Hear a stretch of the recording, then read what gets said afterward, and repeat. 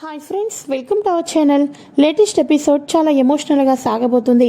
దేవుడమ్మ తన కోడలు సత్యను తీసుకొని హాస్పిటల్కి వెళ్తుంది. ఇక డాక్టర్ గారు రిపోర్ట్స్ అన్నీ చెక్ చేసి మీ కోడలు సత్యకు ఎప్పటికీ కూడా పిల్లలు పుట్టే అవకాశమే లేదు అని చెప్పడంతో దేవుడమ్మ ఒక్కసారిగా షాక్ అయిపోతుంది. ఈ నిజం తెలుసుకున్న సత్య ఊహించిన నిర్ణయం తీసుకోవడంతో కథలో అతిపెద్ద మలుపు రాబోతుంది. మరి సత్య ఏం నిర్ణయం తీసుకుంది, కథలో ఎటువంటి మలుపులు రాబోతున్నాయి అన్నది ఈ వీడియో ద్వారా తెలుసుకుందాం. ఫ్రెండ్స్, ప్రతిరోజు కూడా ఈ సీరియల్లో ఏం జరుగుతుందో ముందుగానే మీ మొబైల్ ద్వారా తెలుసుకోవటం కోసం ఛానల్ని సబ్స్క్రైబ్ చేసుకోండి ఫ్రెండ్స్. అండ్ పక్కనే ఉన్న బెల్ ఐకాన్ని క్లిక్ చేసి ఆల్ ఆప్షన్ని కూడా సెలెక్ట్ చేసేయండి. ఇక ఎపిసోడ్ స్టార్ట్ అవ్వగానే ఇంట్లో దేవుడమ్మ ఆలోచిస్తూ ఉంటుంది. ఇక తన తోటికొడలు అక్కడికి వస్తుంది. రాజమ్మ, ఏంటక్క ఒకటి తెగ ఆలోచిస్తున్నావు, ఏమైందక్క అని అంటూ ఉంటే, ఏమీ లేదు రాజమ్మ, ఆ స్వామీజీ చాలా మహిమ గల స్వామీజీ, ఆయన నా ఇంటికి వారసురాలు వస్తుందని, అంతేకాకుండా మన ఇంటి దీపం రుక్మిణి చనిపోలేదని చెప్తున్నారు. ఈ రెండు నిజమైపోతే అంతకు మించిన సంతోషం ఏముంటుంది చెప్పు అని అనగానే, అవునక్క, నిజంగానే ఆ స్వామీజీ చెప్పినట్టు మనం రుక్మిణి శవాన్ని చూడలేదు, తను కొట్టుకొని వెళ్ళిపోయింది, చనిపోయింది అనుకున్నాము. ఇక మన ఆదిత్య కంటావా, తప్పకుండా పిల్లలు పుడతారు, ఈ రెండు త్వరలోనే నిజమవుతాయక్క అని చెప్పేసి అనగానే, ఇక వెంటనే నిజం అవ్వాలి అంటే ముందు సత్యను తీసుకుని హాస్పిటల్కి వెళ్ళాలి రాజమ్మ, ఈ రోజే ఆలస్యం చేయకోకుండా నేను ముందు సత్యను తీసుకుని హాస్పిటల్కి వెళ్తాను. సత్యలో కూడా ఏదైనా లోపం ఉంటే టాబ్లెట్స్ ఇస్తారు, దానికి తగ్గట్టు ఇద్దరు కూడా ట్రీట్మెంట్ యూజ్ చేసుకుంటే తప్పకుండా ఇంటికి వారసులు వస్తారు అని చెప్పేసి సత్య సత్య అని అంటూ ఉంటే, ఏంటంటే బయటకు వెళ్ళాలి అన్నారు, నేను రెడీ అయిపోయాను, వెళ్దామా అని అనగానే, వెళ్దాం పదమ్మా సత్య అని చెప్పేసి హాస్పిటల్కి తీసుకొని వెళ్తారు. ఆంటీ హాస్పిటల్కా అని అనగానే, అవునమ్మా సత్య, వాడు మాత్రమే టాబ్లెట్లు వాడుతున్నాడు, ఒకసారి నీ హెల్త్ చెకప్ కూడా చేయించుకుంటే సరిపోతుంది కదూ అని అనగానే, అవునాంటీ, కరెక్ట్ డెసిషనే తీసుకున్నారు, పదండి వెళ్దాం అని చెప్పేసి ఇద్దరు లోపలికి వెళ్తారు. ఇక డాక్టర్ గారితో, దేవుడమ్మ గారు నమస్కారం అండి అని చెప్పేసి అనగానే, నమస్కారం అండి, ఇక మీరంటే నాకు ఎప్పటి నుంచో తెలుసు, మీ మీద నమ్మకంతో నా కోడల్ని ఇక్కడికి తీసుకొని వచ్చాను. పెళ్ళయ్యి 10 సంవత్సరాలైంది, కానీ పిల్లలు పుట్టలేదు. ఒకసారి మీరే చెక్ చేసి ఏ టాబ్లెట్లు యూజ్ చేస్తే పిల్లలు పుడతారో అన్నది కరెక్ట్ ట్రీట్మెంట్ చేయాలి అని అనగానే, ఓకే అయితే ఒకసారి ఆ రిపోర్ట్స్ అన్నీ కూడా ఇవ్వండి అని చెప్పేసి అనగానే ఓల్డ్ రిపోర్ట్స్ అన్నీ కూడా చెక్ చేస్తారు.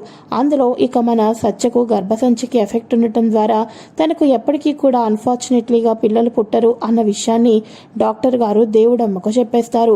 ఒక్కసారిగా సత్య అయితే షాక్ అయిపోతుంది. దేవుడమ్మకు నోట మాట రాదు.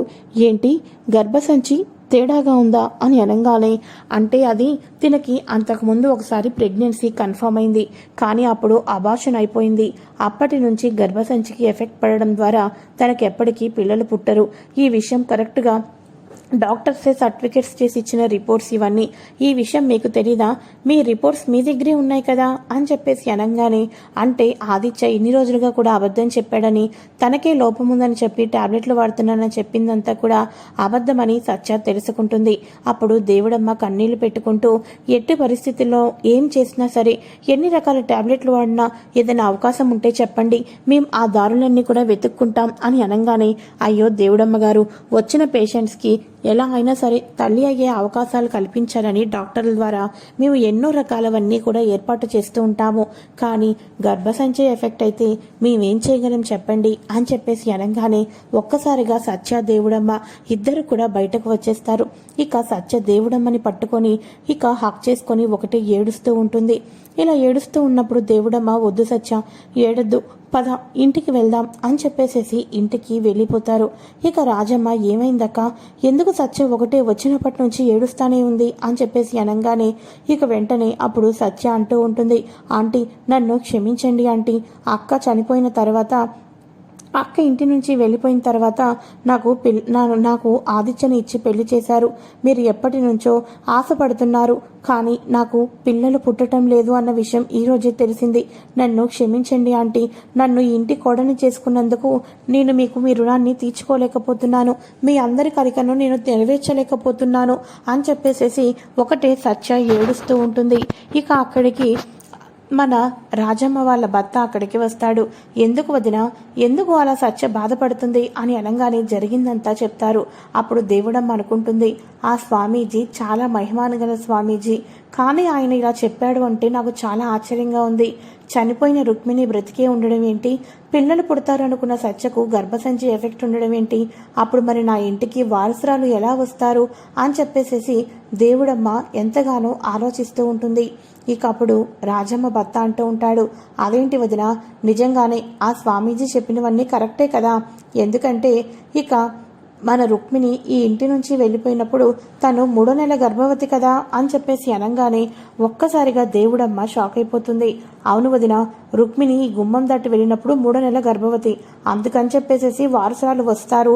10 సంవత్సరాల క్రితమే ఆదిత్య జాతకంలో తండ్రి అయ్యే అవకాశాలు ఉన్నాయని చాలామంది స్వామీజీలు చెప్పారు అని చెప్పేసి అనగానే దేవుడమ్మ ఒక్కసారిగా షాక్ అయిపోతుంది. అంటే రుక్మిణికి పిల్లలు ఉన్నారా? రుక్మిణి నా ఇంటికి వారసురాలని ఇస్తుందా?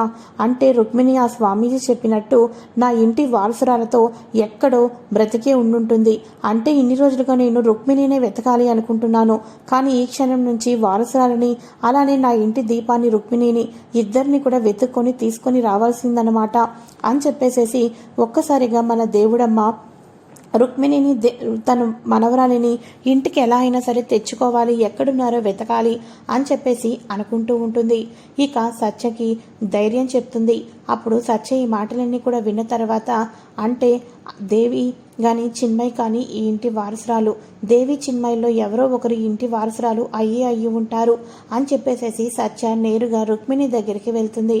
ఇక రుక్మిణి బయట గార్డెన్లో బట్టలు ఆరేసుకుంటూ ఉండగా ఇక వెంటనే సత్య వచ్చి అక్క అక్క అని చెప్పేసేసి హక్ చేసుకుంటుంది. ఏమైంది సత్య, ఏమైంది, ఎందుకు ఇంత గాబరా పడుతున్నావు అని అనగానే అప్పుడు సత్య అంటూ ఉంటుంది, అక్క నువ్వు నా సొంత అక్క అని తెలిసినప్పటికీ కూడా నిన్ను మాట వరుసకి అక్క అక్క అని పిలిచాను. కానీ ఈరోజు నా జీవితంలో ఎప్పుడూ ఊహించని విధంగా జరిగింది. నాకు ఎప్పటికీ పిల్లలు పుట్టలేరు, కానీ నీ దగ్గర ఉంటున్న చిన్మయ్ దేవిల్లో ఇద్దరు ఎవరో ఒకరు వారు ఆ ఇంటి వారసురాలు.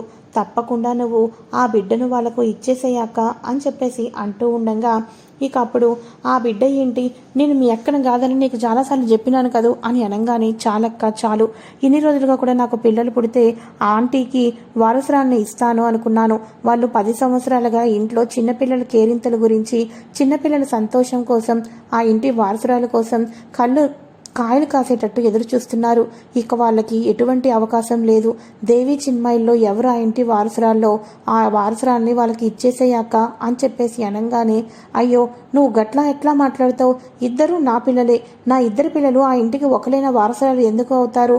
నువ్వు ఎవరిని చూసి ఎవరిని అనుకుంటున్నావు? నేను చాలాసార్లు చెప్పినా, అయినా సరే నువ్వు నా కూతురివి కాదు, ఇక నేను ఆ ఇంటికి వారసురాలని కాదు, నా బిడ్డలు వారసురాలు కాదు, నువ్వు ఇలా నా మీద ప్రేమ పెంచుకోవద్దని చెప్పినాను కదా నీకు ముందే అని చెప్పేసి రుక్మిణి ఏడ్చుకుంటూ లోపలికి వెళ్ళిపోతుంది. ఇక సత్యకు ఏం చేయాలో అర్థం కాదు. ఇక సత్య ఏడ్చుకుంటూ ఇక వాళ్ళ అమ్మ దగ్గరికి వెళ్తుంది. భాగ్యమ్మ దగ్గరికి వెళ్ళి భాగ్యమ్మని గట్టిగా హక్ చేసుకొని ఏడుస్తుంది. ఇక అప్పుడు భాగ్యమ్మ, ఏమైంది బిడ్డ, ఎందుకు ఇట్లా ఏడుస్తున్నావు అని అనగానే, నాకు ఎప్పటికీ పిల్లలు పుట్టలేరమ్మా, ఆ ఆంటీ నన్ను అక్క ఈ గుమ్మం దాటి వెళ్ళిపోయిన తర్వాత నా మీద నమ్మకంతో నేను ప్రేమించిన ఆదిత్యకు ఇచ్చి పెళ్లి చేశారు. పాపం ఆదిత్యకు చిన్నపిల్లలంటే ఇష్టం. చిన్నపిల్లలు ఇష్టం కారణంగానే ఆ మాధవ్తో ఎన్నోసార్లు తిట్టులు తిన్నాడు.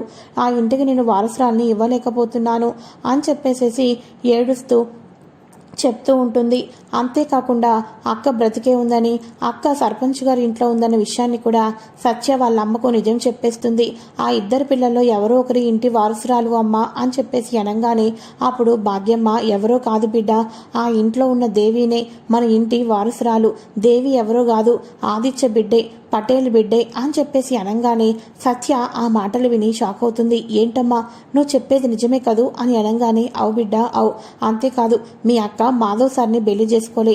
ఆ మాధవ్ సారు మూర్ఖుడు, ఇన్ని దినాలు లెక్క లేంది ఇప్పుడు మన రుక్కవ్వకు వాడు ఎంతగానో బాధలు పెడుతున్నాడు బిడ్డ అని చెప్పేసి అనగానే ఒక్కసారిగా ఇక సత్య షాక్ అయిపోతుంది. అమ్మ కళ్ళు తాగేసి ఉంది కాబట్టి ఈ నిజాలన్నీ చెప్పింది. అదే అమ్మ పొలం పనుల దగ్గరికి వెళ్ళిపోయి కళ్ళు తాగకుండా ఉంటే ఈ నిజాలన్నీ చెప్పేది కాదు. నేను వచ్చి మంచి పని చేశాను అని చెప్పేసేసి సత్య ఎంతగానో ఏడుస్తూ ఉంటుంది. అంటే అక్క గుమ్మం దాటి వెళ్ళిపోయినప్పటికీ కూడా ఆదిత్యనే భర్తలాగా భావిస్తుంది. తనకి బిడ్డ పుట్టినప్పటికీ కూడా ఆ ఇంటికి చిన్మయ్ అన్నయ్య కోసమే వెళ్ళింది. మాధవ ఇన్ని బాధలు పెడుతున్నప్పటికీ కూడా ఆ ఇంట్లోనే తలదాచుకుంటుంది అంటే కేవలం నా కోసమే. నా కోసం అక్క జీవితాన్ని త్యాగం చేసింది. కానీ నేను మాత్రం ఒక బిడ్డను కూడా కనలేసి ఇవ్వలేకపోతున్నాను. పిల్లా పీచు లేకుండా నేను ఆదిత్య పక్కన నేను మొహం ఎలా చూపించాలి? లేదు అని చెప్పేసేసి ఇక రుక్మిణి ఇక స్లీపింగ్ టాబ్లెట్స్ వాటి కోసం మెడికల్ షాప్కి వెళ్ళి కొన్ని రకాల టాబ్లెట్స్ని తెచ్చుకొని వాటిని మార్గమధ్యంలోనే వాటిని మొత్తాన్ని కూడా తినేసేసి నేరుగా ఇంటికి వెళ్ళిపోతుంది. తను ఇంటికి వెళ్ళిపోయేసరికి గుమ్మంలోనే కుప్పకూలిపోతూ కళ్ళు తిరిగిపోతూ ఉంటుంది. ఒక్కసారిగా లోపల సోఫాలోకి వెళ్ళి కళ్ళు తిరిగి పడిపోతుంది సత్య. ఇక సత్య అలా పడిపోగానే ఇంట్లో ఉన్న వాళ్ళందరూ కూడా గబా బయటకు వచ్చేస్తారు. ఇక సత్య ఈ ఇంటికి వారసురాన్ని ఇవ్వలేని బ్రతుకు నాది, ఏం బతుకు అని చెప్పేసేసి అక్క ఎలాగో మాధవ్ని పెళ్లి చేసుకోలేదు కాబట్టి అక్క దేవిని తీసుకొని ఈ ఇంటికి అడుగు పెట్టి ఆదిత్యతోటి మునుపటిలాగా సంతోషంగా ఉండాలి అంటే నేను ప్రాణాలతో ఉండకూడదు. నా జీవితం కోసం అక్క తన ప్రాణాలనే పణంగా పెట్టి తనకి ఇంతమంది బంధువులు ఉన్నా కూడా ఎవరు లేని అనాథలాగా 10 సంవత్సరాలు ఆ ఇంట్లో ఎంతగానో బాధపడుతూ ముందు జీవితాన్ని గడిపేస్తుంది.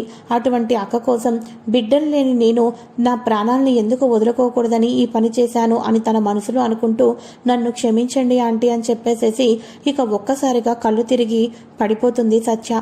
ఎంతమంది సత్యను లేపుతున్నప్పటికీ కూడా సత్య కొంచెం కూడా కళ్ళు తెరవదు. ఇంట్లో ఉన్న వాళ్ళందరూ కూడా సత్య అని చెప్పేసి అంటూ ఉంటారు. ఇక దేవుడమ్మ భాష అర్జెంటుగా కారు తీయి అని చెప్పేసి అనగానే గట్లనే పెద్దమ్మ అని చెప్పేసేసి ఇక వెంటనే గబా కారు తీస్తారు. కారు తీసుకొని సత్యను హాస్పిటల్కి తీసుకొని వెళ్తారు.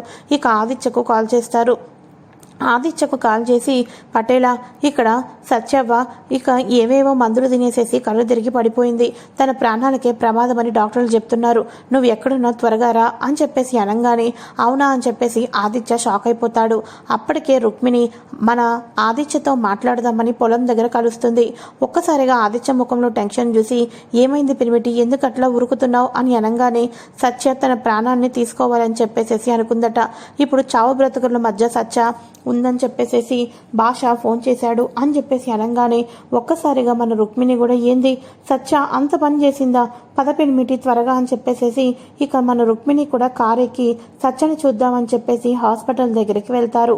ఇది ఫ్రెండ్స్ లేటెస్ట్ ఎపిసోడ్. మరి ఆ తర్వాత ఎపిసోడ్స్లో కూడా ఏం జరుగుతుందో ఈ రకంగానే మీ మొబైల్ ద్వారా ముందుగా తెలుసుకోవటం కోసం ఛానల్ని సబ్స్క్రైబ్ చేసుకోండి అండ్ పక్కనే ఉన్న బెల్ ఐకాన్ని క్లిక్ చేసి ఆల్ ఆప్షన్ని సెలెక్ట్ చేసేయండి. ఈ వీడియో నచ్చినట్లయితే ఒక లైక్ చేయండి ఫ్రెండ్స్.